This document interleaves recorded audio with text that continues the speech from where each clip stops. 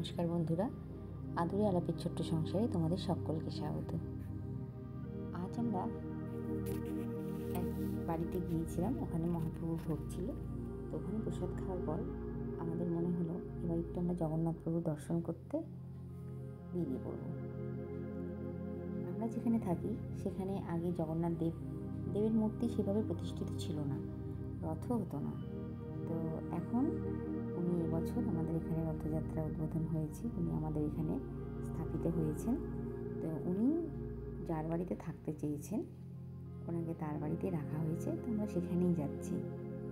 তো যে বাড়িতে নিমন্ত্রণ ছিল সে বাড়ি থেকে প্রভু দর্শনের পথটা একটু নিস্তব্ধ, নির্ঝুম। রাস্তার একপাশে তো পুরো জঙ্গল, আমরা এদিকটাতে কোনোদিনই যাইনি। যেহেতু আমরা একসঙ্গে 4-5 জন ছিলাম, সেই কারণে ভয়টা লাগছিল না যদি কেউ একা একা হেঁটে যায়।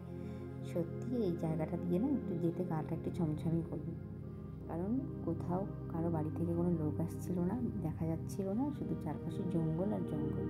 তো জঙ্গল পেরিয়ে আমরা লোকালয়ে চলে এসেছি। এবার উনি যেখানে থাকে সেখানে আমরা যাব। তবুও আমরা চিনতে পারছিলাম না। তো যাই হোক, শুনতে শুনতে আমরা পৌঁছে গেলাম ওনার বাড়িতে। তো এই যে আমরা এখন এই গলিটার মধ্যে ঢুকে যাব। এই গলিতে গিয়ে একজনের বাড়িতে উনি প্রতিষ্ঠিত হয়ে আছেন। তো অনেকটা পথ পেরিয়ে তারপরে আমরা এলাম। এর আগে কখনো যাইনি, আজকেই প্রথম। তবে যে খারাপ লাগলো না, খুব ভালো লাগলো। এখানে গৌমাতা সব আছে, আর আমাদের প্রভু তো এরকমই জায়গা পছন্দ করে, সেই কারণে এনার বাড়ি উনি বেছে নিয়েছেন।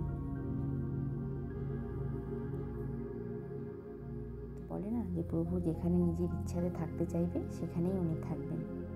এই দেখো বন্ধুরা, আমরা চলে এলাম একদম জগন্নাথ প্রভুর দোরগোড়ায়। এখন আমরা তাকে দর্শন করব। এই যে আমাদের জগন্নাথ, বলরাম, সুভদ্রা সব বসে আছে। সত্যি দেখে মনটা এত ভালো হয়ে গেল, মানে এত শান্তি পেলাম। তো জগন্নাথ প্রভু তোমাদের সকলের খুব ভালো করুক। সবাই ভালো থেকো।